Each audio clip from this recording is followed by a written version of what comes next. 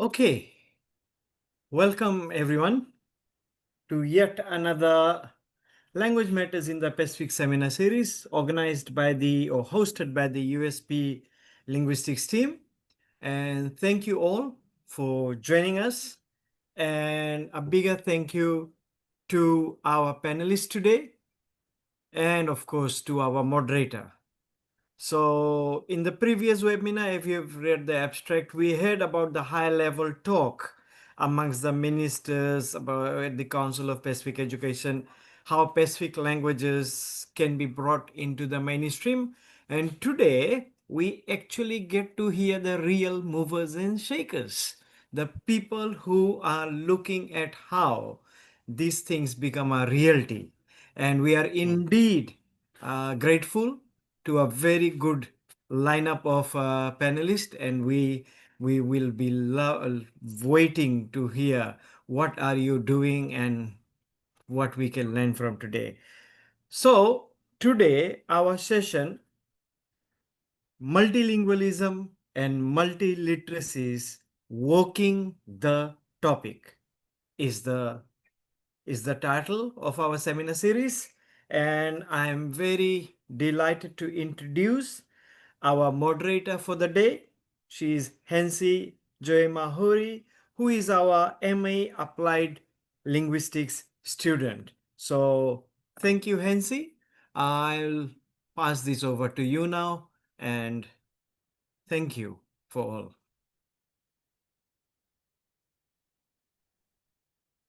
all. Thank you very much, Rachen. Hello, Alketa, and welcome to today's Language Matters in the Pacific series.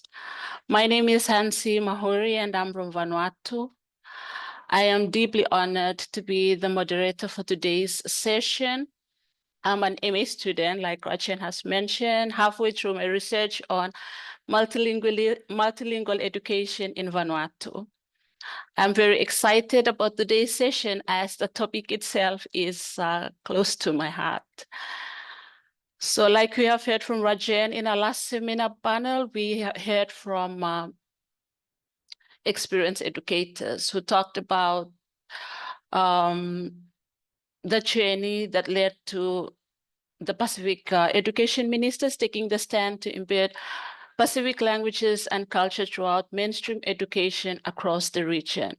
They have shared their perspectives on what needs to happen next to ensure that this strong vision turns into concrete action. For this Talano session, I'm honored to welcome our esteemed panelists to this Talano session. The panelists will be talking on the topic, multilingualism and multiliteracies, walking the talk. We hope that the audience who are here today will find the session interesting, informative, and engaging, and hopefully we will all get some of the answers to our burning questions, if we have any on the topic. We will begin the session with a brief introduction of the panelists, and then we will proceed to the main part of our Talanoa. There will also be a session afterwards for questions and answers, and that will be open to the audiences as well.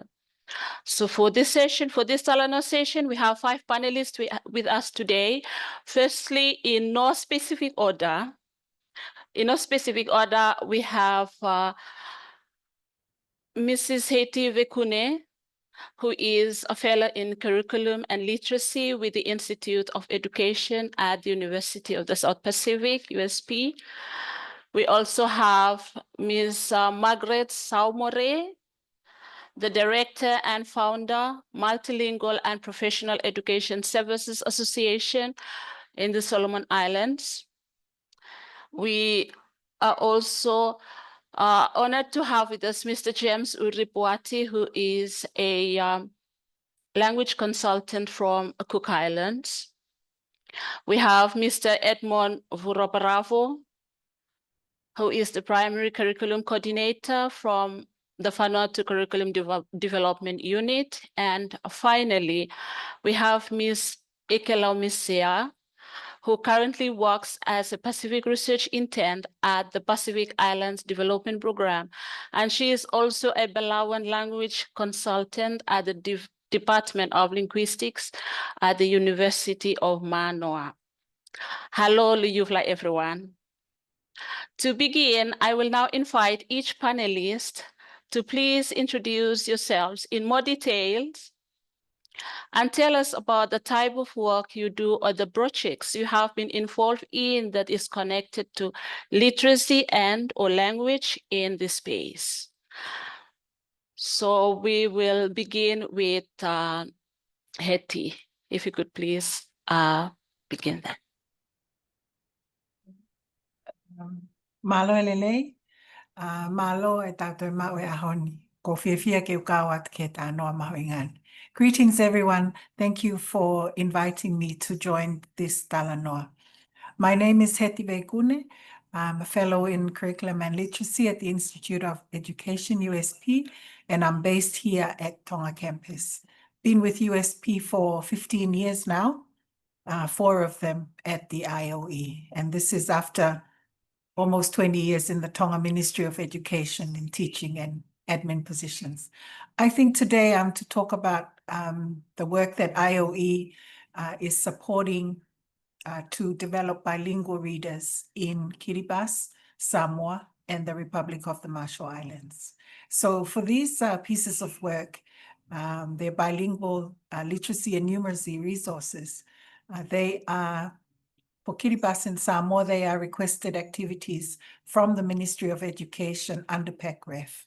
For the RMI, the development of their bilingual resources was the result of them hearing about the development of bilingual resources for Kiribati and Samoa. I'll talk a little bit more about how this came about, but right now these pieces of work are in varying stages of completion. And I'll be happy to share about them later on. Malo.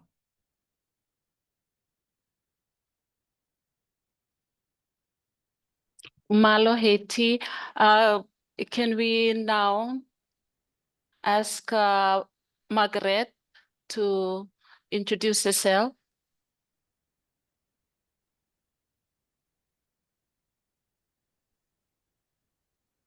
Hi, hello everyone, and good afternoon, Loyufala. I'm so honored to be here with you, everyone, today. And I'm from Solomon Islands. I'm so passionate about language, education, and community empowerment.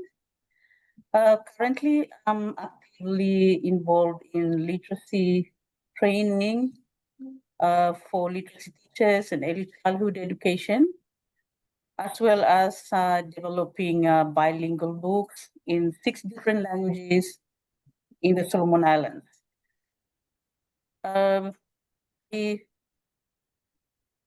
To introduce a bit more detail in what I am currently doing, I work with 4 different local NGOs here in the Solomon Islands, where they are also working in the different indigenous languages in the country. And one of the organizations is a Coalition for Education Solomon Islands, which is an education that has a project that develops a curriculum for early childhood education, and it's called a Play and Learn Long Home with Pikinini, and that's the curriculum I'm involved in producing resources for the ECE curriculum and other things. I'm also doing the similar work with Disability People Association Solomon Islands, and we're also working with them producing some vernacular books for children and some for adults as well, and translating some of the sign languages into the local languages, especially in Pidgin. I'm also working with Literacy Association of the Solomon Islands, and we did some adult literacy trainings for teachers, also producing a lot of books in the local languages and in Pidgin as well. And now, currently, I'm with this organization, Multilingual and Professional Education Services Association, and we are doing a lot of, we are providing a space for children, youths, and adults who really want to explore and learn about their languages. So that space is a very flexible space that they can come in and just explore their language. So that's basically what I'm doing currently. Previously, I worked with the Ministry of Education in implementing the vernacular policy, the use of English and vernacular in education. And we have piloted that for the past 5 years. And now I'm here working with the multilingual education and professional education services, and also studying as a linguist student. Thank you, everyone. Thank you, Thomas Margareth. I will ask James. Kia ora. James. Kia ora tātou katoa tō. Tōku ingoa ko James Uri-Puati, mai te au no Tāki Tumu I Rarotonga, Kuki Airani. I'm a Cook Islands language consultant, and I've been working on different projects over the last 20 years or so in the Cook Islands. So I've been helping out with the USP, which has just started the Cook Island Studies paper. There's a Cook Island Studies certificate that has just come out through USP. So I've been instrumental in helping with the organisation of that and getting that running off the ground.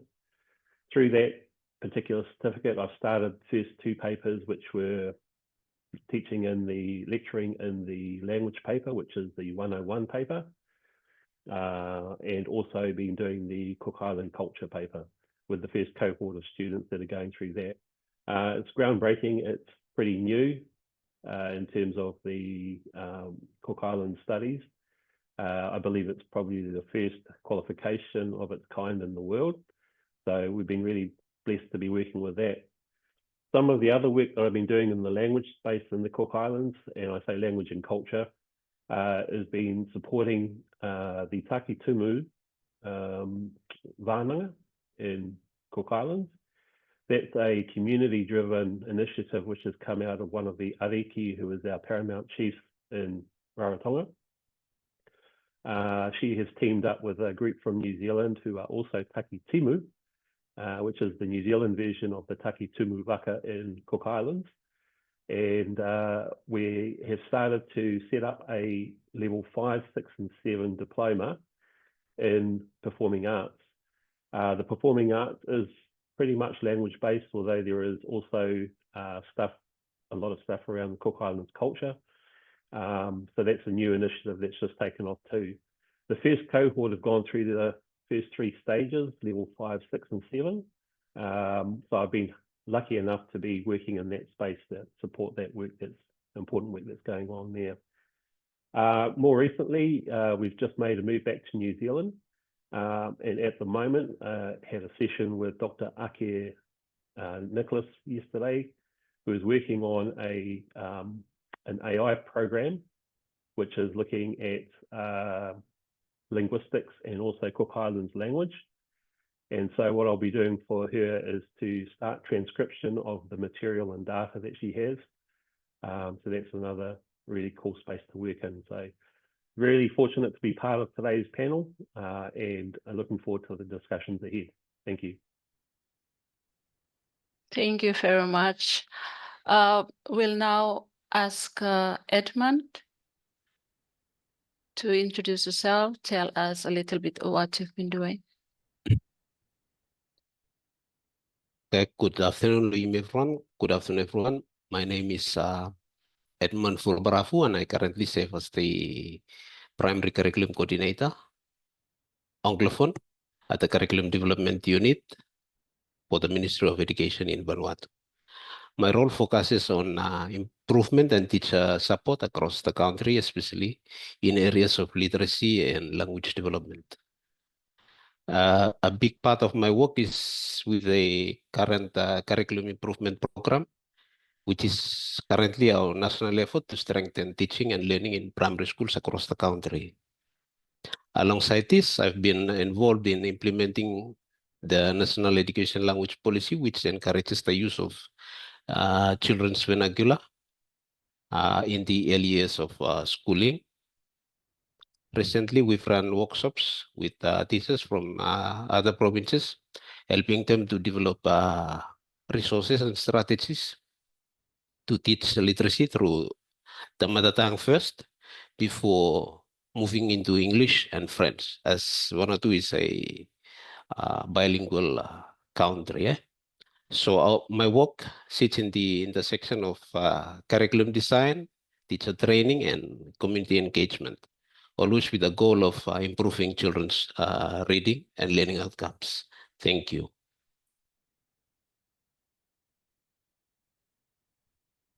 Thank you very much, Edmund. And finally, Ikelau.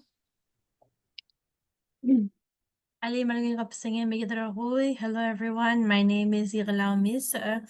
I am a undergrad student in the University of Hawaii at Manoa. I'm currently majoring sociology with my minor in education. I've been a research intern under the Pacific Islands Development Program, PIDP, at the East-West Center here in Hawaii. And I've done work as a language consultant for Palauan, working with PhD graduate students and master's students in the linguistics department. And over the years, I've made connections with the students individually and worked on the individual projects with them.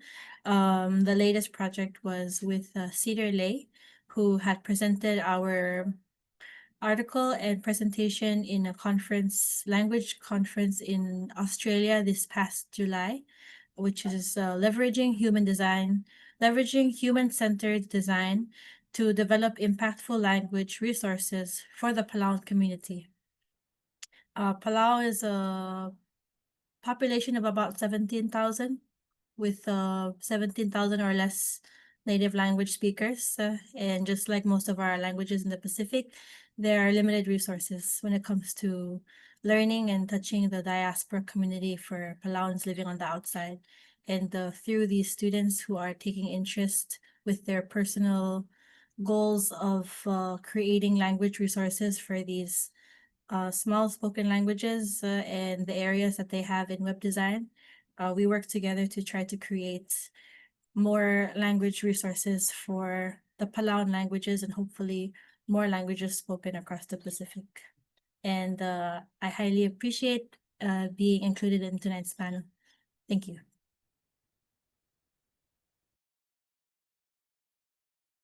Thank you very much, Ikelau. So one of the issues that some of you might have slightly already touched on in your introductions is the need to ensure that the initiatives that we come up with is grounded in our Pacific ways of knowing and being. And the communities themselves are involved or leading the projects at every stage. So I will direct the next question to all panelists again in the same order. Can you tell us how do you make sure that the initiatives or the projects that you're involved in are grounded in the Pacific ways of knowing and being, and that there is enough community involvement? So we'll begin with Heti. Malo Hensi. I think for the IOE, the way that we conduct a lot of the work that we do is that we first get to know the people that we're going to be working with. So before we even go to the place, there will be a number of meetings online where we will meet the teams that we are likely to be working with.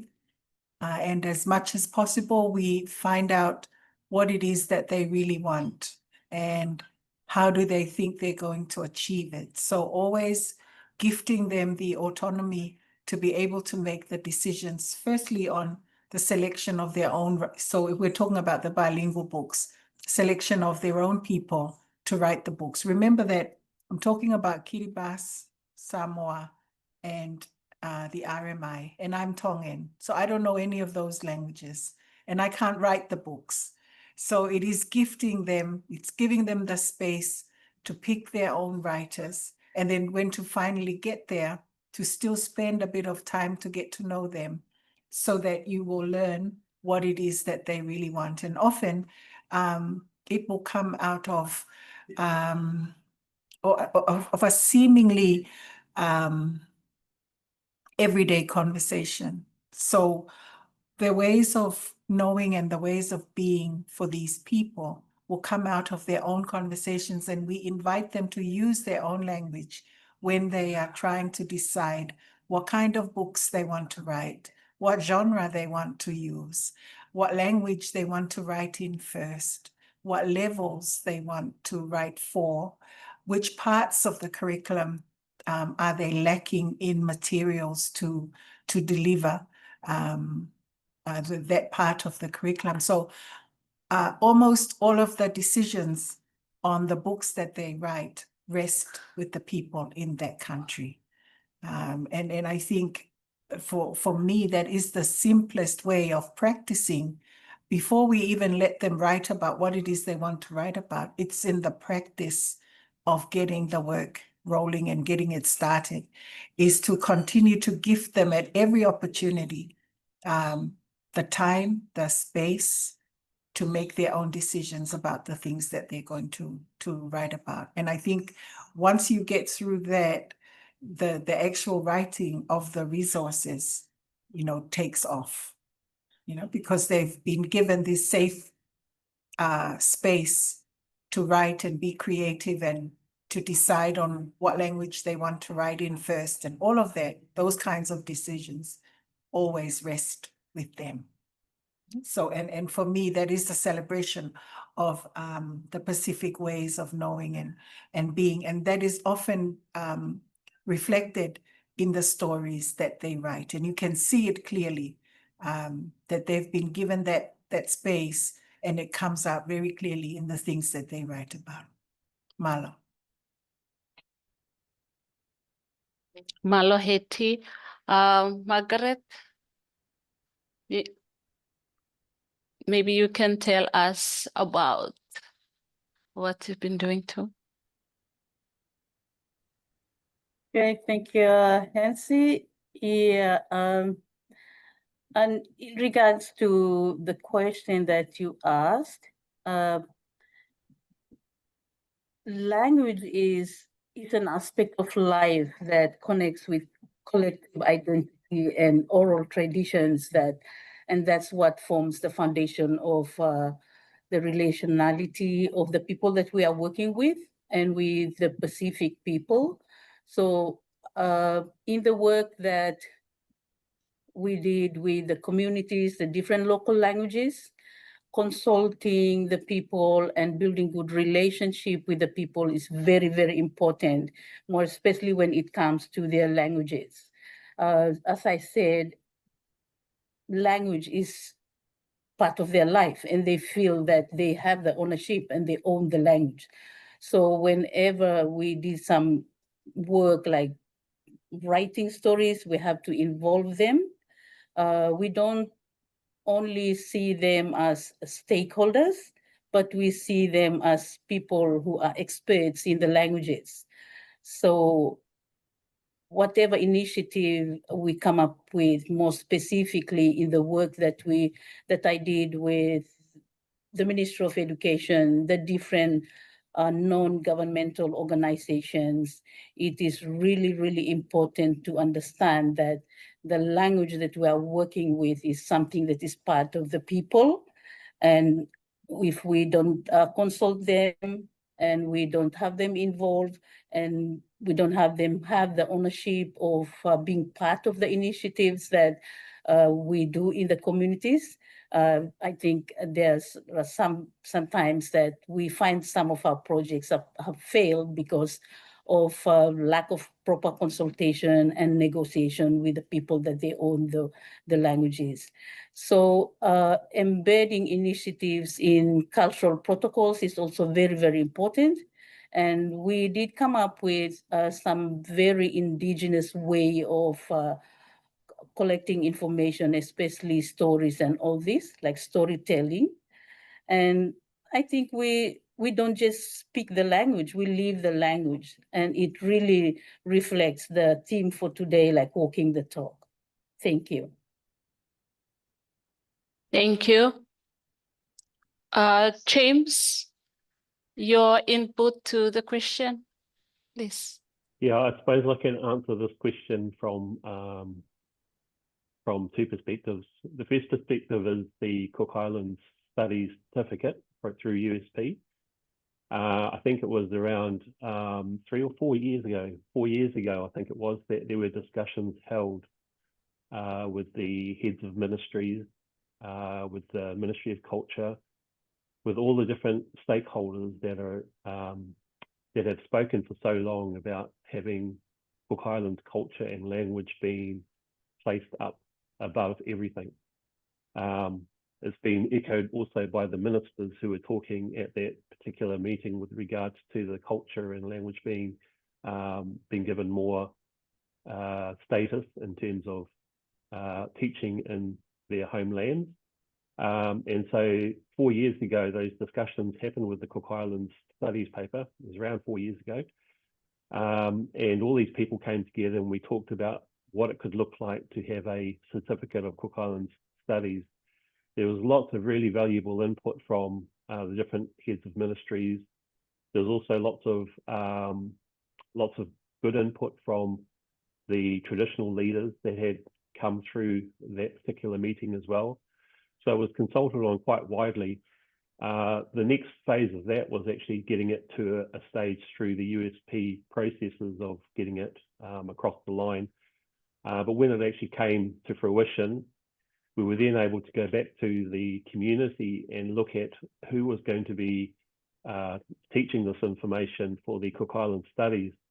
We have a lot of, at that stage, we had a lot of people who were talking about our traditional knowledge holders who were passing away too early. And that with them was our knowledge, our traditional knowledge was going with them. And so we looked to target people in terms of what they could offer in terms of their different perspectives around things like genealogy, around history, around science, around art. And so we looked at those particular people, and the way that we had them involved was we had them deliver short video clips on their perspectives around the particular subject that we were looking to run in the course. With that, we were able to utilize those in the culture paper. And at the moment, the history paper is running, the Cook Islands Studies history paper is running. And we have got quite a few lectures online now that we are able to use, which are being used for the certificate. With regards to the wānanga that I've been working in, closely with as well, because it was initiated through our Paramount Chief, who, along with the government and the Ministry of Culture and all the ministries, were talking about the fact that we needed to do something about our language and culture, because we felt that our language and culture was being a little bit diluted. And so she decided that she would team up with an organization in New Zealand. The reason for the teaming up with the organization, which is what we call our sister organization now, they are the Taki Tumu Vānanga in Hastings, and we are the Taki Tumu Vānanga in Cook Islands. The reason why we teamed up with them was because they had a process, they had the plans in place, they had the administrative structures in place. They were also aligned with NZQA, so we were able to utilize that NZQA quality assurance to start our papers here. We have got in that particular first cohort, the first cohort was a mixture of teachers, local teachers, was also a mixture of some of the Paramount Chiefs, sub-chiefs who were taking that paper. What we figured with that was that as we ran them through the course, through the level 5, 6, and 7 course, we were able to will be able to utilize them afterwards as the teachers and as the administrators of the program. So we're actually building our human resource capacity in with that particular program as well. That's been probably the most success that we've had with regards to that particular program, is that we now have a group of people who have been through this level 5, 6, 7 course, who are now able to step into place and start to teach, start to become administrators in that particular course. So therein lies its sustainability, we hope. So that's two of the ways which we've been able to utilise community and put a Cook Islands feel around both the certificate and also the diploma in performing arts. So it's been really, from my point of view, it's been quite successful. Thank you. Thank you very much. Edmund, would you like to give us your input on the question, please? Okay, thank you. In Vanuatu and across the Pacific, we believe education reflects who we are as people. Children come to school already carrying knowledge from their families, from their land, from their language, and from their culture. If our curriculum ignores this, we are making the risk of making our schooling feel foreign. But when we ground our programs in the Pacific ways of knowing, like storytelling, communal learning, respect our elders, respect for elders, and a strong sense of our place, we see children more engaged, becoming more engaged. For example, when teachers use local stories and community knowledge as part of literacy lessons, children not only learn to read, but they also connect that reading to their lives within their communities. And yeah, thank you. Thank you very much. Ikelau?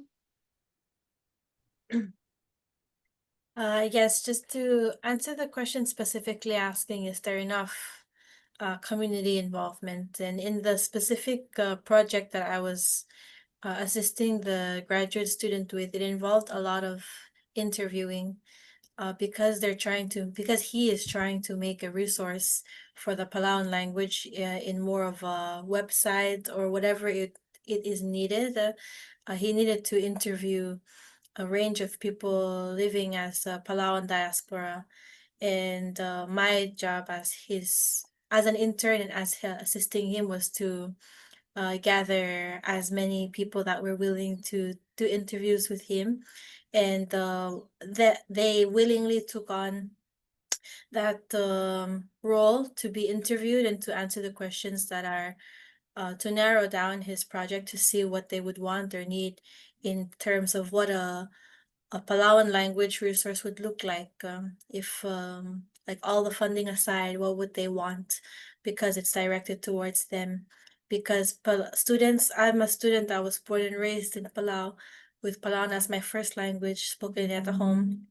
And so I'm coming to this campus with a knowledge that I didn't realize was so fortunate to have until I meet other Palauan students that were born and raised on the outside, and their parents are migrated many years ago for work and to seek higher education and completely moved their families out here, where language becomes not as a priority in the household as far as just moving and living and getting their education. So the language becomes low. And when the students meet, it creates this curiosity where we want to learn.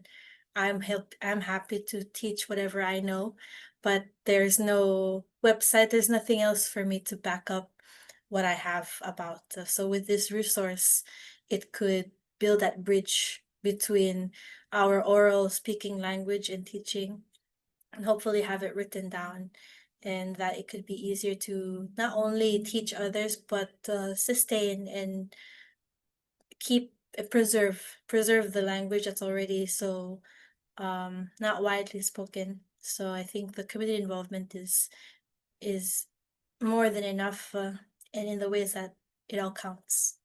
Thank you. Thank you very much. Thank you.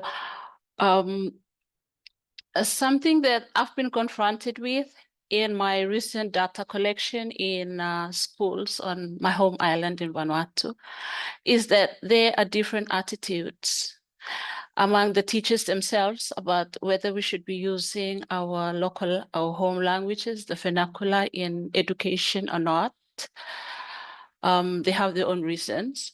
Would any panelist like to comment on the issue of community attitudes, or even the attitudes of our policymakers towards their own languages and the need to sustain the languages?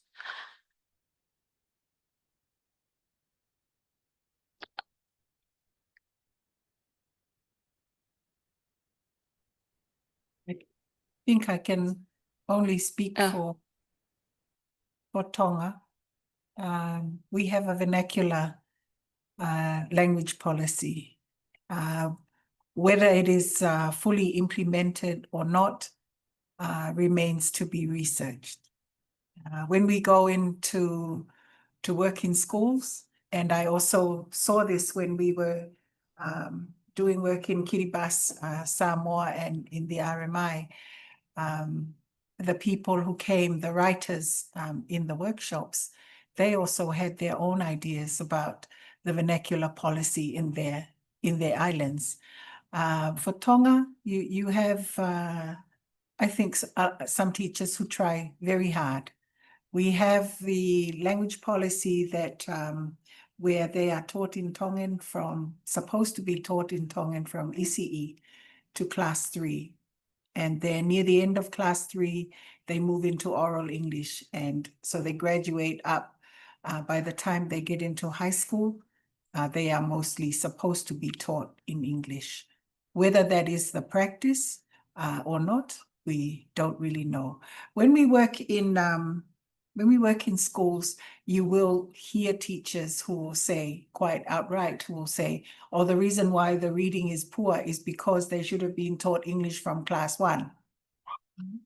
But because of the policy and because the curriculum documents reflect the policy, they are supposed to be using those materials to teach the children. Even parents often send their children to English speaking school because they think that they need their children to be fluent in English at an earlier age than the government high schools. I mean, we all know what the research says about using the vernacular in the first few years of schooling and the benefits that it holds for second language acquisition and for the learning of another language or 2 or 3. Yet the practice here in Tonga, if I were quite honest, is still a very fuzzy place, because you might go into a class 2 classroom, but you would hear English because the teacher's teaching the Tongan alphabet, and then all of a sudden the children are reading or they're reciting the English alphabet, right? So I think that's an area for research for us. We don't have any real data to say how well our vernacular policy is being implemented in our schools. So I'm not sure, I can't speak for the other islands and about how political or not language policies are in practice. But for Tonga, that's what it's looking like right now. And right now, our language policy is still a bit fuzzy right now as to what kind of work we need to do on it. I'm sure we will action on it soon.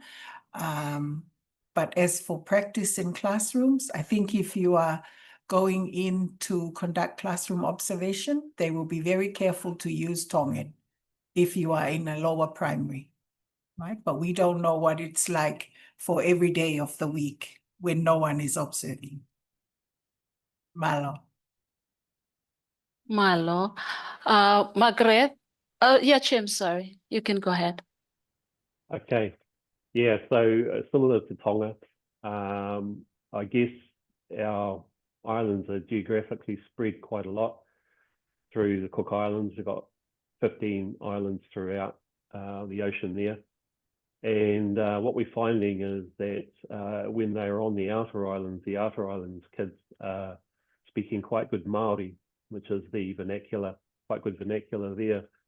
However, when they come to Rarotonga, like Tonga, we have the policy of 0 to grade 3 teaching in Cook Islands Māori. But I think what we're finding now is that we don't really have the teaching staff to actually deliver the programs in the vernacular. So we have an issue there with kids that are being taught in English from early childhood now through to grade 3, through to grade, through to level.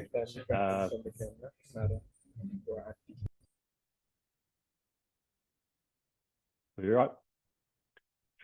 They're being taught right through the secondary school.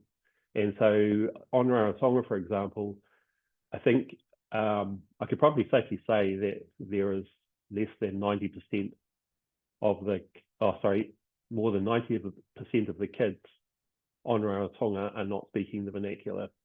And so it is an issue for us. There has been at the education symposium that was held in the Cook Islands this year, there was a lot of talk around immersion education. What that looks like in terms of policy is still yet to roll out. What it looks like in terms of curriculum, it still needs to be rolled out. What I do know through my work in languages is that the curriculum is very important. And as long as we are trying to run a Western curriculum in the Cook Islands, it's going to be to the detriment of our language. And so I think there really needs to be some sharp about turn face in terms of what we are delivering through our curriculum. And immersion is definitely what we've seen from other contexts around the world. Immersion education is seeming to make a difference. And so it's a place where we really need to explore. But the big thing for the Cook Islands at the moment is, what does immersion education look like? And what does good teaching pedagogy look like in terms of teaching the language to predominantly second language learners? And that's just through Rarotonga. As I said, on the outer islands, the kids are living the language. They are totally ensconced in the language on their outer islands. But when you come to Rarotonga, it's a little bit different. So that's our issue at the moment.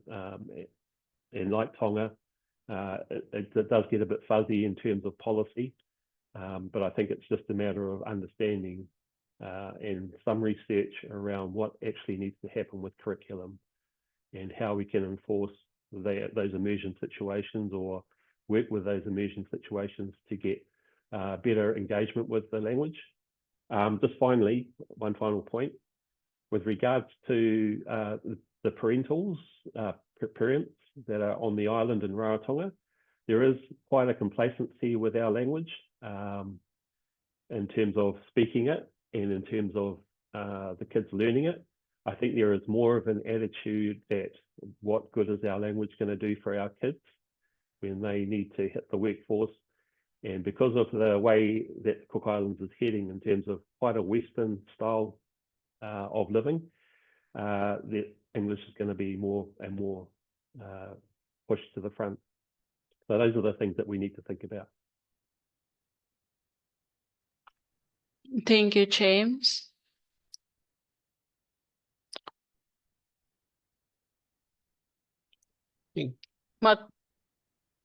Yeah, Edmund. Thank you. In Vanuatu, Bislama is the main issue.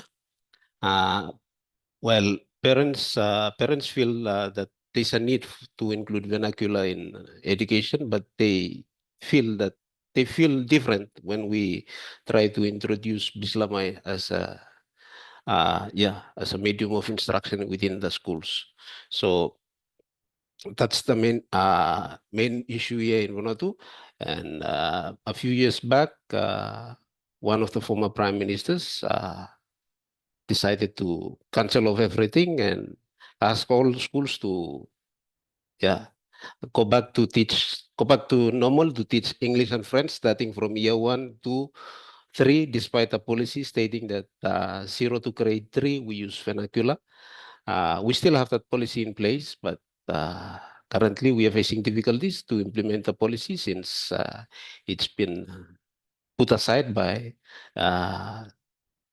former Prime Minister. So we are trying our best to bring back everything back to where we want them to be, but we still have the difficulty to convince parents and the communities that English, Bislama or vernacular is as our basis for helping our children to learn at the early grades. Thank you.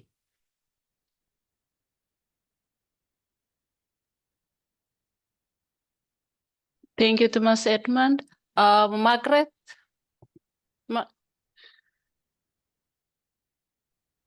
Okay, thank you, Hans. Yeah, just to share a bit on the question that you raised about community attitude. Yeah, that's a really, really challenging question, as well as the experiences that we have with the different interventions and the initiatives and all, even the government policy.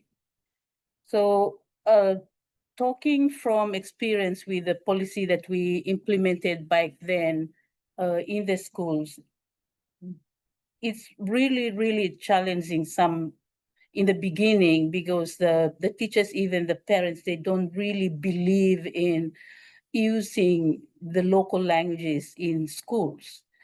Because looking at the curriculum, the instructions are all in English, and even the exams. So having to convince people to really support the use of vernacular in schools is something that really, really takes time.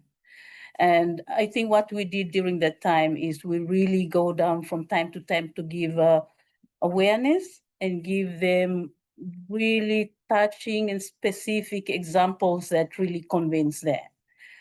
For the teachers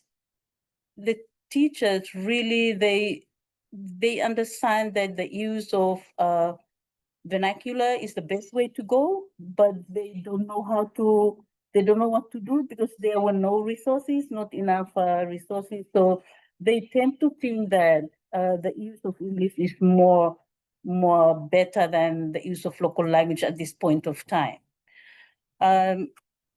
Also, when the attitudes of the teachers, when the students, during the time of the policy pilot, when the students, they go up to the high schools, they tend to blame the vernacular language, put some negative impacts on the students' progress academically, more specifically on the areas of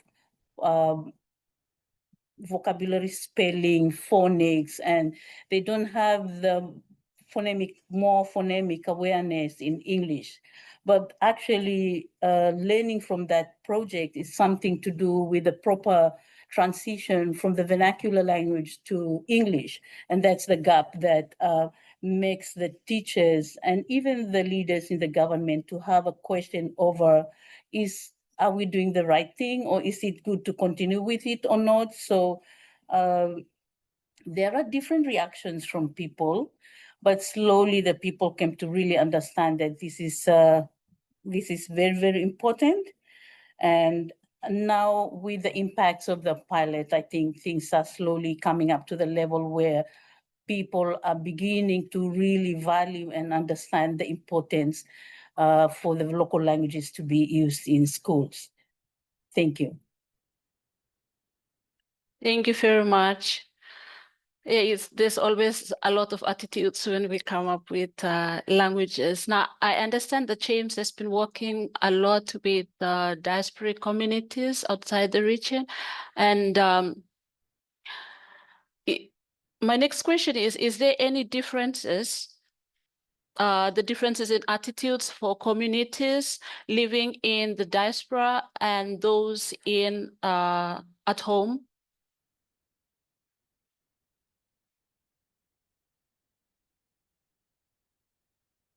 I guess that was directed at me, huh? Yeah, so when you look at the numbers for the Cook Islands in terms of the population of Cook Islanders, there's a vast amount of Cook Islanders that are living in New Zealand and Australia in the diaspora communities. I think that there is quite a, it feels like, and this is just really a gut feeling, that there are a lot more people in the diaspora that are wanting to learn and connect with their Cook Islands Māori language and culture. In the Cook Islands, however, I think there is an attitude that it's there, that they don't really need to do much with it in terms of connecting with their language and culture. The other reason that I say that is because I think the context in which the kids are being brought up in the Cook Islands is quite a Western way of living. And with that, really puts the vernacular on the back foot in terms of them learning the vernacular. In New Zealand, though, I've been here for a couple of weeks. I've been to a weaving workshop where there was a group of Cook Island adults that came together to do weaving, and that was a great context for language learning. And so the thing with New Zealand and diaspora is that, yes, Cook Islanders are wanting to connect with their local language and also their culture and their vernacular or their Cook Islands languages. However, the contexts in which they can operate and use that language in are very few. And so that's what's happening in the Cook Islands. The context in which our kids in Rarotonga in particular can use their vernacular language are a lot different to the ones in the outer islands, where they are living and breathing the culture, living and breathing the language. And so what we're finding in Rarotonga is that because we are living quite a westernized lifestyle and our curriculum is westernized, there seems to be that propensity for students to be more interested in the English language. There are some, though, in the Cook Islands that are really wanting to, because it's been said by our elders that we must look after our culture, we must look after our language. And so there are some students who are really on that pathway too. However, I think the majority of it is that because their context in which they are living in is not so much fishing, planting, and so on, that they are losing that vernacular, and they're losing that will to actually learn the vernacular or to use the vernacular in their lives. So, yeah. But the diaspora populations, yeah, we have Cook Islands Māori Language Week in New Zealand. There's some great work going on with the culture with regards to the performing arts and the great celebration, the dance celebration in New Zealand, which has now hit Australia too. So these are ways that our diaspora are starting to connect with our culture, not so much the language, but the actual dancing and the singing and the songs as well. So there's a lot of work to do. Thank you very much, James. Ikelau, can you give us some input into the same question I asked James? Yes, of course. So I could only speak specifically on the diaspora community here in Hawaii.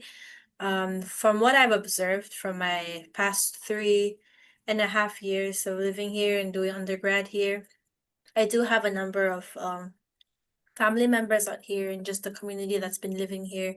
And they do their best to take part in their own community gatherings. And the language is still spoken, but there's still this shift in modernization from where they're living, adjusting, and some have been here for a very long time. So even the usage of the words that they use are sometimes, to me, I think it's wrong. But I do not know how to come about correcting an elder, so I don't. But I would always call my mom back home in Palau and would run things past her saying, I heard this word being used in this way. And then she would correct and say, yes, that's not that's not the way. And to me, it just shows there's no one in the wrong. It's just probably because this community has been here for a very long time, the language has shifted with amongst each other. And it's like that time, that doesn't move between them. But if they were to all go home, they might feel that shift in difference of the language being spoken, because although it's the same language, it's more mixed with English here. Or I think it's being spoken more with like an English mindset. But that makes sense because everybody here that they speak to is a speaker of English. And I think they've just had to adjust back and forth so many times that the Palauan started to get mixed with the English. So I would assume that all of our Pacific languages has its own form of grammar, with English aside. Sometimes we mix the verb before the subject, you know? So I think when they have an English order in their mind and it comes out Palauan, that's where it sounds a little different. And that was my interaction with the diaspora community, specifically out here. And I think the language being spoken is still important, and the fact that it still is spoken is its own win. It's just I think being open to constructive, I wouldn't say criticism, but when a group of elderly women comes to visit and they meet with the women who reside here, there's like this clash because either one doesn't want to be corrected. Yeah. And I think that's very common maybe, but amongst my generation, we correct each other all the time because at the end of the day, we want to be better like native speakers of our language. So I think depending on the generation, it definitely depends on how they take it. But yeah, those are my observations from how language is spoken within the diaspora community here in Hawaii.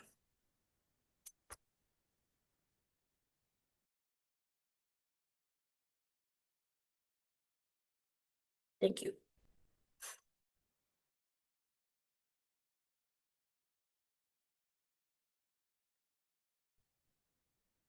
You need to unmute, Hensi. Okay. Thank you. I thought I was muted. Yeah. I mean, the diaspora communities for each of our islands, I think lately we have seen a lot on social media about the different languages, the language weeks. I have even seen the Bislama language week too, and I hope that they're moving in the right direction. I mean, we're progressing. My next question is the initiatives that we have been part of. Are there any technical linguistic challenges that occur, such as orthography or terminology or translation, or simply the fact that we're working with multiple languages in the same projects? And I'll ask Heti to begin. With the books for Kiribati, Samoa, and the RMI, I think we've been very lucky that we haven't had any real challenges with the orthography, right? There, the orthography is quite set. The language policy is there. It already directs which sort of type of orthography is accepted in these three countries. And because we're going in and we know nothing about these languages, we have to trust that the version or the orthography that they are using is the one that is in use in schools and in the public and everywhere else, right? But therein also lies the problem, right? Because sometimes we will complete the book and we think it's all done, and then it gets published, and then it's printed out and it goes back to the country, and then they say, oh, we've seen some mistakes. And And this is when it's gone through a language committee, a language commission. The writers themselves are language experts. They come from not only the education space, they've come from, some of them are youth climate change advocates in doing advocacy work out in the islands, and they've come in to join the writing. So they know the language really well. And when they're talking, they talk in their language and they're writing. And when we say pick the language you want to write in first, of a couple of countries, they wrote in English first.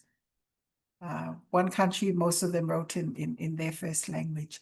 So maybe it's not so much an issue with the orthography in these three countries. Maybe sometimes in the choice of vocabulary, because you will see them not arguing, but they will be discussing which word is the best word for that part of the story, right? And they will go through, today it will be this word, tomorrow they will change it to another word, and the next day it will go back to the original word, right? And that's fine, because that's them working through the language that they know best. Nobody else can correct them but themselves, right? And for us, that is the challenge in working in this way, because we don't know the vernacular. We have to trust that the quality control and the quality checks are in the group that have done the writing. And then when it moves on to the language group or the language commission, that due process is also, due diligence is given to that process. Yeah. I don't think we have encountered any real problems in the orthography for these three countries. Maybe in word choice, sometimes they say, oh, this word's too hard for this level, let's bring it down a bit. They're all experienced teachers, so they know the sight words for each of the levels and all that. And so it's a real healthy discussion that I could sense, because there were no fist fights or anything like that, but it was very lively every time they looked at their stories in the vernacular. So the way I saw it, they had quality checked their stories in their own way. Malo. Malo, Heti. Anyone else from the panelists would like to add on? Thank you.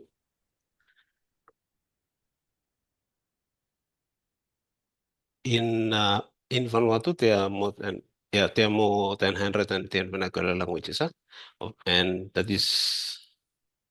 there is some technical issues. Some of our local languages have no agreed orthography. So deciding on how to spell words consistently can be very sensitive. In some cases, there may be different dialects, and communities need to agree on which form to use for teaching. Translation also raises some questions. How do we find the right words for modern curriculum concepts in our local language? That's some questions that are raised. These are not just linguistic challenges. They are community discussions about that. That's why we work closely with linguists and local experts and elders to make sure solutions are culturally and linguistically sound. Thank you. Thank you, Edmund. Margaret? Thank you, Hans. I think with the experience that we have here in the Solomon Islands, with a country that the government do not have a language department that could oversee all the languages and the developments that are happening in the country and all this work that is being done in the different languages. Sometimes it totally comes back to the way we work with communities and the decisions that made in regards to different linguistic areas, like being a country that is multilingual and have complexity the orthography debates and the terminologies that we want to use in different concepts, more especially in schools, and also some translation issues. In terms of the multilingual complexity of the different languages that we are working in, there are always overlapping of the vocabularies that we use, and also dialect variations. When we do translation, especially with resources, like in Solomon Islands, we have these Nguzu books that were in the previous national curriculum, and we translated those into the local vernaculars that we are working in. And there's always this challenge of the overlapping in vocabularies. One word could be used for different meanings and all this, and also with the dialect variation. We translate the book this way, and the other group of speakers would say, oh, ours is the original one, or ours is the correct one. Yeah, so we have this sort of debates in the discussions, which sometimes we end up having one book with two versions. So yeah, that's with the complexity of the languages. And with orthography, like for my language, Arosi language, we still have this debate over, do we include A with the glottal mark in the alphabet, or we don't? So we still have this debate over those, and it's still a hanging issue as to whether we are going to include it in the alphabet of Arosi language, or we just leave it as a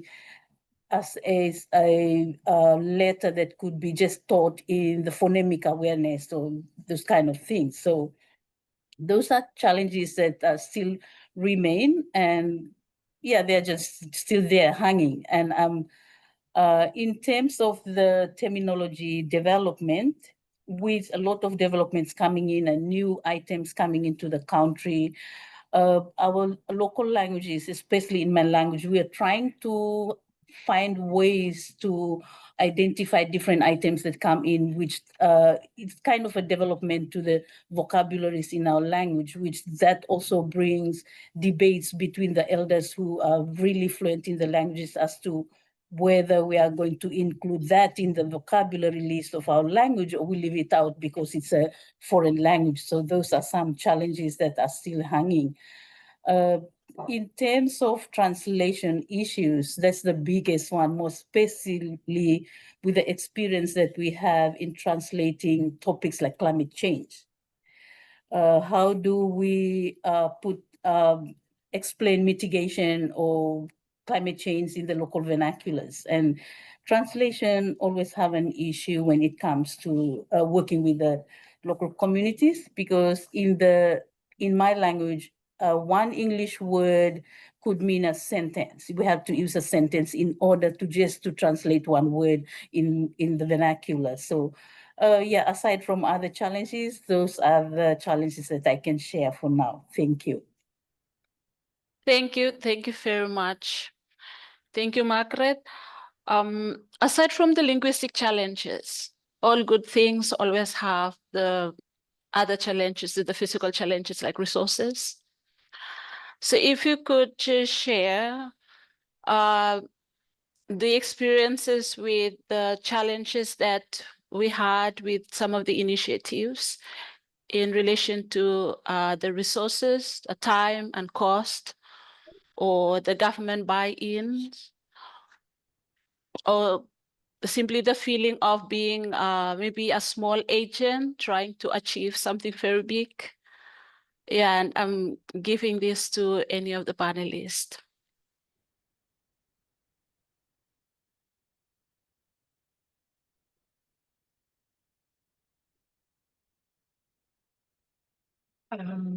I think for us in the work on some of these books, we would have liked to have spent a little bit longer on these islands, right? In Saumore, we were only given a week. And in that week, we were working with a group of teachers, education officers, people from assessment unit, curriculum, different people. But then we only had a week. And we were not only working on storybooks, we were also working on numeracy, bilingual numeracy resources. So in the morning, we had the writers for the stories. And then in the afternoon, we had the workshop for the numeracy resources. So altogether, we had like 2.5 full days to produce some bilingual books. So for Saumore, we ended up with 12 bilingual titles, literacy, some storybooks, some of them fiction, some of them non-fiction, from ECE up to middle secondary. Okay, so for Kiribati, we had something like 8 days. Right, so again, trying to fit in, getting to know the team, getting them to write in their own time, getting them to correct their work or to read each other's work, to describe the illustrations and to draw them to help the artist. All of that had to be done in those 8 days, right? So if there were any challenge that all the other stuff is, you know, just food for the journey, right? But I think if we had had a bit more time, maybe we would have had more time for them to look and relook at their work. You know, we came away with the scripts and tried to merge them and then find local artists to do. And that's the thing that took time. You know, we had to wait because all of the books were drawn on island, right? None of the stories were drawn off island. So all the Kiribati books, they were illustrated in Kiribati by Kiribati artists. The same for Saumore and the same for RMI. So for us, the challenge, I guess, would be the waiting. You know, it took us a very long time to secure the artists and for them to, you know, artists can be quite temperamental. If they had artist block, they were not drawing. So again, we're waiting. And then we have to wait for language commission, language group. So we're going in round and round in circles. And we just need to, I think for us, we just try to see it in a positive light, that at the end of the day, the product that we gift back to them is their product, that it is the right story with the right illustrations so that they fully enjoy and take full ownership of this product that they had created. So for me, that is the challenge, would be the time for the actual write shop and the time for the production to get to final launch of the work. Malo. Thank you, Yeah. Heti. James? Yeah, I'd have to say there's a lot of money that goes into resources, and usually it's the money thing that is hard for people to come up with. I think with regards to the work that we did in the Cook Islands studies paper, there was funding that was gained, which was external from a philanthropist that funded some of the funds to do the resources. One of the challenges for us was the cost of those resources, because we had decided, because this particular paper was going online, that we needed to have audio-visual material, so the technical capabilities for us to put that resourcing together. That was one of the things. We managed to find it.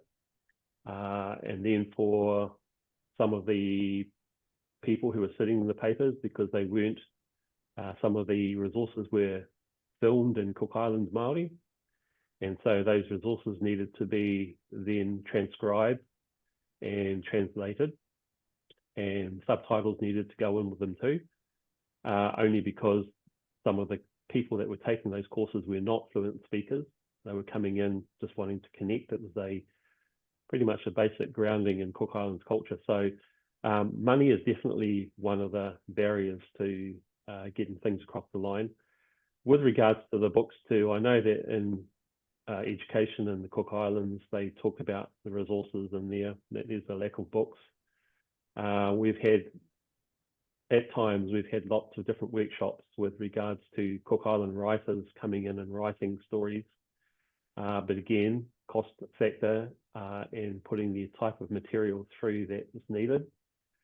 And then the other added issue about the resources is about the proper use of them and how they can be utilised in the right way. And therein lies the pedagogy and the teaching approaches that are used with the books. It's all very well to have the books in your libraries, but how are they used and how can you get the best value out of those books with regards to the students' learning? And so those are some of the issues that we came across as well. Yeah, money is definitely one, and lack of resources, but also technical capability for us with regards to putting videos together for our students to actually engage online and utilise. So those are some of the issues that we faced. Thank you very much, James. While we would like to go on and hear about all the challenges from all the panelists, I'm also cautious of the time. So I'm going to ask all the panelists again, maybe we're starting with Ikelau, to tell us about the success stories of what you're doing, like how or when do you feel that what you're doing is the right thing, and then maybe leave a final word for our audiences before we move to our Q&A session. Thank you. Before I get into that, I would just like to start off with saying it's very hard to always know if it is the right thing, especially in the moment. And as a student, as an undergrad, and not really anyone else to turn to double check if I'm saying the right thing. So it's hard, but the progress after is always rewarding. And I think the mistakes along the way is what is needed sometimes, especially as students. And so the work that I was telling about that was presented in Australia, which was how this connection was made, because I wasn't able to go to that conference, which I think is one of the challenges that could happen because of the lack of resources, the lack of funding. I work with a PhD student who we both compiled this because I helped him compile the data, and he turns it into this article and presents it at conferences that would only feel right if we do it together. But because of lack of resources or funding or planning, I wasn't able to join. And I thought it's okay because the work I did is still out there and he will still present it and it will still touch the right audiences. And so I think it was a blessing in disguise to still be connected through this panel from a conference that I wasn't even able to attend to in person, and yet the connection was made through my work. So I think that's a rewarding feeling in itself. And the work I've been doing, I'm not even a linguistics major, but I do have a very strong passion for language. My language, spoken language, and I want to continue doing what I'm doing through these students if they allow me. And I've been helping many of them doing translations and transcriptions, which all have challenges of their own. It's very difficult, but it's also the type of work that I think both parties get a lot out of. And I think I would like to leave with our listeners today with nothing much, but lots of opportunities come through connecting with people. And I think the best opportunities that happen are the ones that are very unintentional. And so I see everybody here has a very strong connection to their own native language, which I think is very beautiful. And it's what brought us all here together today in the linguistics in that Pacific way of bringing us together with our languages, with our challenges. And yeah, so to all of our listeners and all of our fellow panelists, thank you for your time and listening. And I hope these types of series and talks may continue. Thank you. And thank you very much, Ikelau. Edmund. Okay, thank you. One of the most encouraging things we've seen is how quickly children can progress when literacy begins in their mother tongue. In schools where, like I've said earlier, we have a policy. We already have a policy, and in schools where they are applying this policy, teachers report that children participate more actively, and they read with confidence. Parents, they also feel a stronger connection to schooling when they hear lessons and books in their own languages. For example, in a recent workshop, teachers shared the children who started reading in their local language transitioned to English and French with more ease, or a lot more easier. It shows us that starting with a familiar language gives the children confidence to take on new challenges in other languages, or let's say English and French in our case. For a closing note, my main reflection is this: when children begin learning in their own language, they are not just learning to read, they're learning to love reading. That love becomes the foundation of success in English or French and beyond. So our task is not just technical, it is also about identity and belonging and dignity. And that's why I think my work as a curriculum curriculum officer at the curriculum office in Vanuatu really matters. Thank you all for listening, and thank you for participating and joining us in this panel discussions. Thank you. Thank you, Thomas. Edmund. We move to James.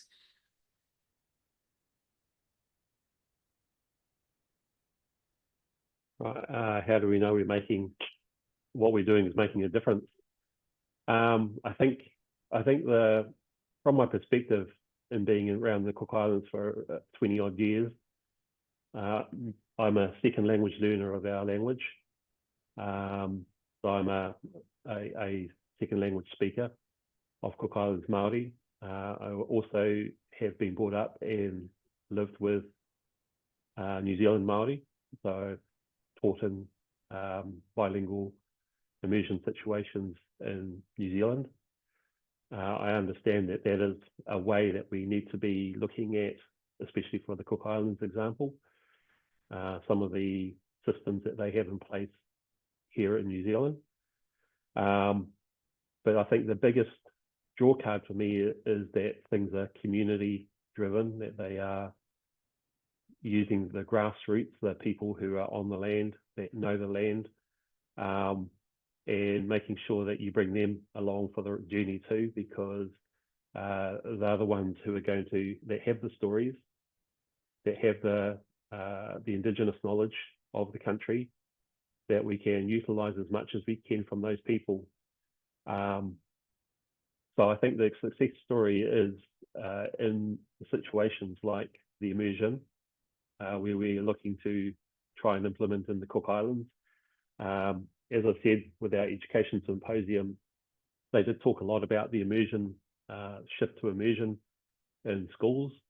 We're still waiting for things to roll out from that, but I can't wait until we start to look at those sorts of options for the Cook Islands and the revitalisation of our Cook Islands Māori. As a final note, I just think it's been very cool to be part of this panel and just talking languages. It's right up my alley. I do need to throw out an apology there for Dr. Ake Nicholas. I use the term AI. It's not so much AI that she's working with, it's a voice, it's a speech recognition software that she's developing for our Cook Islands Māori. which is why I'm helping with the transcription and translations of that particular work that she's doing. So thank you for everyone's comments today. It was a great time. Thank you. Thank you very much, James.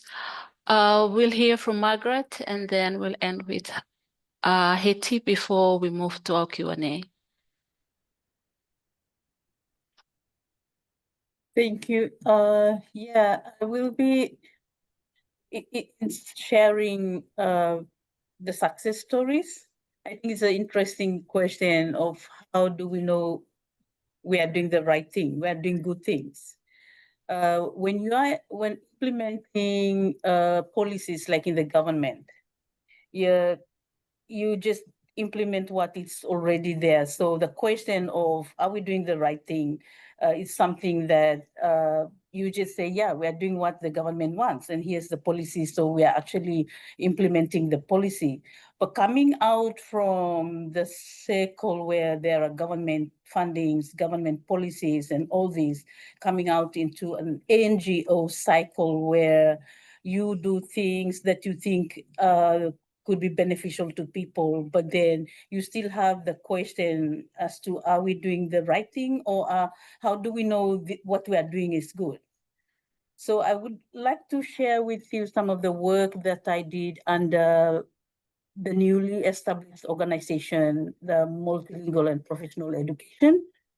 Worked with 7 language groups, and we developed cultural calendars. With those calendars, they are the foundation of a curriculum that is more traditional and cultural. So there's no textbook, there's nothing, it's just the calendar where the ECE teachers could just look back in the calendar and know that, okay, so this month we have rain, so we are going to teach rain. Our theme for this would be rain. Or from January to February is cyclone time. So we teach disasters or all these things. So we have these 7 cultural calendars, which we also have seasons and all this in the calendar. And during implementation of these things, where the ECE centers that we established in partnership with the different NGOs, they were actually using those books. The only time that we know that we are doing a good thing is when community people are asking for more. They come in, can we have ours, or can we have books on seaworm? How do we teach science using the seaworm book that you produce? So those are the times that we know that, okay, so we are doing the right thing, or this is a good thing. That's one of the things that we did outside of the government. The other thing that really shows that we are doing a good thing is when the provincial education authorities actually take in the ECE centers and register them as registered schools under the government. And that's when we know that, okay, so this is the right thing, because the ECE centers use no curriculum that is from the government. They're actually using what we produce outside of the formal curriculum and the formal education system. But when these schools, which are 100% vernacular, no English, 0 English, were taken into the government system through the process of registration, that's when we know that, okay, we are doing the right thing, or this is a good thing. So the government is starting to recognize the benefit that this has on the communities and the learners. So I think these are the 2 main things that I can share with you in regards to the success stories, and when we do really realize that we are doing good things. Thank you.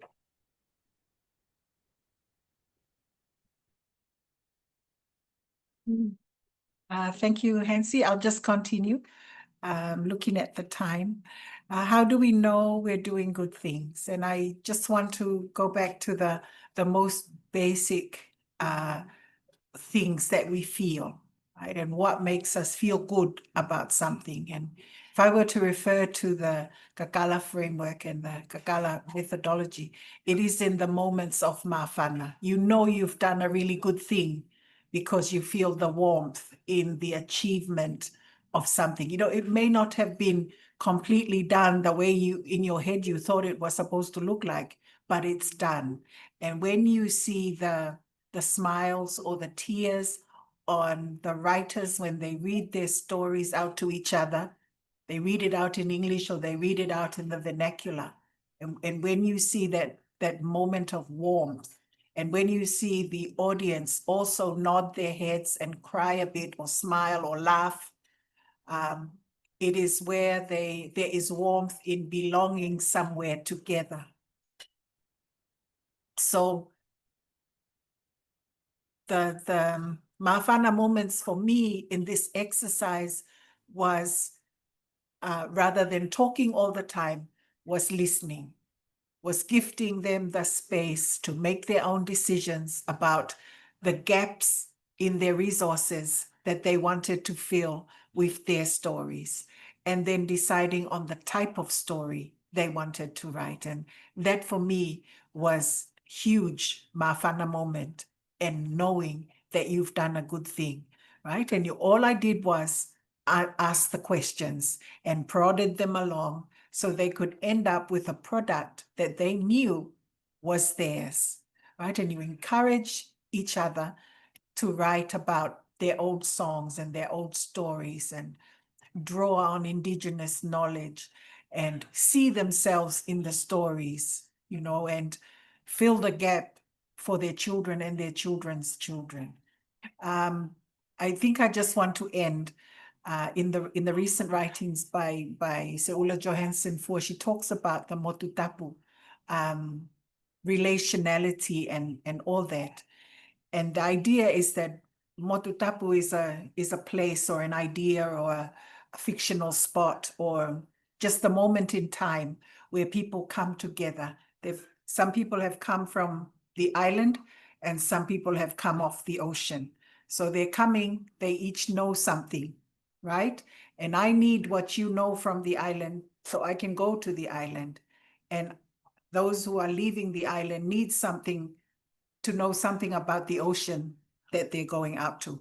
So in that exchange at the Motutapu space, you each learn something. So to leave, I think this Talanoa this evening is to think about, what am I taking away that will help me where I'm going, right? For the people leaving the island, what do I know about the ocean now before I get out into the ocean?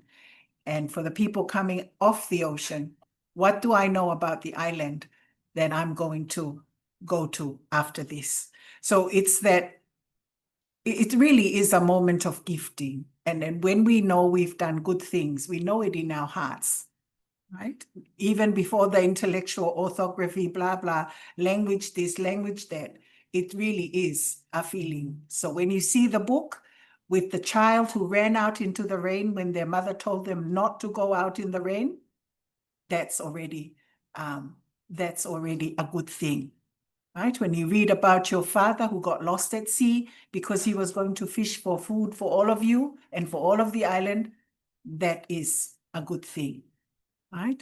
So I guess that is my sort of final word, is how do we know? Because we feel it.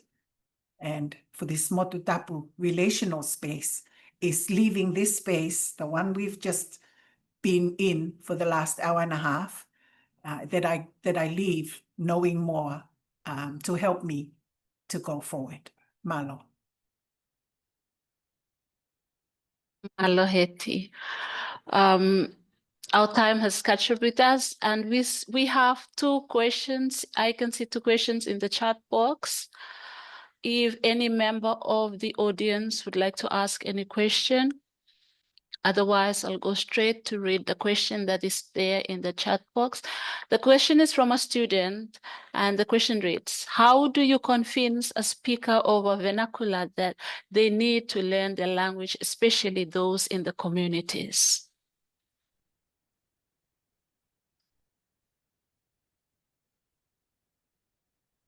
Heti, maybe you can answer that. So a speaker of a vernacular. So Yep. if I'm a speaker of Tongan, how do I convince a speaker of Tongan that they need to learn Tongan? Yeah. Well, if I'm a speaker of Tongan and I need to, how do you convince a speaker of a vernacular that you need to learn, that they need to learn their language? I guess they, again, it is the if you want to go to the idea of belonging, here is another way for you to feel that you belong more, is to learn this language or to learn more of the language so that you appreciate it more, and it'll help you feel that you belong, and you will feel the warmth and you'll feel the stories well up in you when you learn a little bit more about that vernacular. I don't even know if I'm answering the question. Yeah, thank you. I Anybody? think maybe it's about convincing others to be speaking the vernacular, maybe. So if a speaker of vernacular is trying to convince other people to speak the vernacular, I think one way to do it is just to speak to them in the vernacular. And that's the way to encourage them. I think that's just the way that language acquisition happens, is that if you speak to them in the language, they will take that language on board. So I think if that's what the question was saying, that's what I would probably suggest, just keep on speaking the vernacular. Thank you. We move to the next question there. It's a question from Hilary Smith. And she's saying, Kia ora, we're wondering if or where we can see these books. And I think it's a question to Heti. The ones for Kiribati, they have already been printed. And so they are in Kiribati. But again, they're still going through their own corrections. They will be uploaded onto the Wakamoana Learning Hub once they are ready, just like the Saumore books and just like the ones for the RMI. I'll just show you the bilingual books for Tonga. We have them in sort of just a little bit bigger than A5. And this is what they look like. They are printed in flip, in progressive, and also in side-by-side format. And this is from a previous project, not similar to the ones that produced the bilinguals for Kiribati, Samoa, and the RMI. But these ones here, they are here in print form. They have not been put on the Wakamoana Learning Hub. I think they soon will be. And they are copyrighted to the Ministry of Education. So these are just the copies that we have here at the IOE, even though they were produced here. There. So all the books that we produce are copyrighted to the Ministries of Education of those countries. They do not belong to us. Thank you, Heti. We'll take this last question in the chat box as a final question. It's a question from Lela D. And it reads, can we maximize teaching and learning our vernacular through technology, not just publication of books, since most of our Pacific people are dispersed around the world? And I'm giving that question to anyone in the panel. I would like to put in my 2 cents and say I think we definitely can maximize teaching and learning our vernacular through technologies such as, like, as we've spoken tonight or this evening about social media, having all these language weeks and spreading awareness. I think that's only the beginning of many different platforms and opportunities to connect language speakers spread out in the diaspora, because there are many Pacific people living in diaspora all around the world that are just looking for that connection. And we are connected through the seas and technology. So I think we could utilize our tools today and connect through social platforms, panels, music. The lists are endless, and I think those are just one of the many things we can use to connect with each other outside of our islands through our language. Thank you.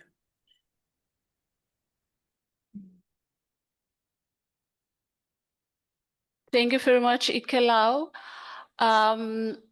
We have 9 minutes left, so I am very sorry. I know this is getting interesting and we'd like to keep on talking about our languages because it is still part of us, but our time has caught up with us. So we're going to end this Talanoa session now. On behalf of the USP linguistic team and of course the audience, I would first of all like to convey our sincere gratitude and appreciation to the panelists who are present with us this evening. Thank you, Tomas, for saying yes to be part of this Talanoa. It means a lot. Thank you, Tomas, also for the time, for your knowledge and the experiences that you have shared with us this evening. And to all the wonderful audience who made up, who were part of this session. Thank you, Tomas, for being part of this Language Matters in the Pacific seminar series. I believe that Dr. Fiona and the team will make sure that the seminar recordings will be shared on YouTube later. But please keep on checking our Language Matters in the Pacific Facebook page for more exciting seminars in the future. With that said, Finaka Fakalevu, thank you, Tomas, everyone, and we will see you in our next seminar series. Tabiana. Thank you. I just take this opportunity to thank you, Hansi, for the beautiful way you have moderated the session. And thanks to all the panelists from the linguistics team. Our next seminar series is on 1st of October, and the title keeps getting exciting. The next one will be on ocean literacies. So they are all interconnected. We would love to see you all back there. And as Hansi has said, the recordings will be available, and keep checking our Facebook site. So thanks a lot. Thank you for joining and availing yourself. And we look forward to seeing you again on 1st October. Vinaka. Vinaka. Bye-bye, everyone. Yep. Goodbye. Bye. Thank you, Tomas.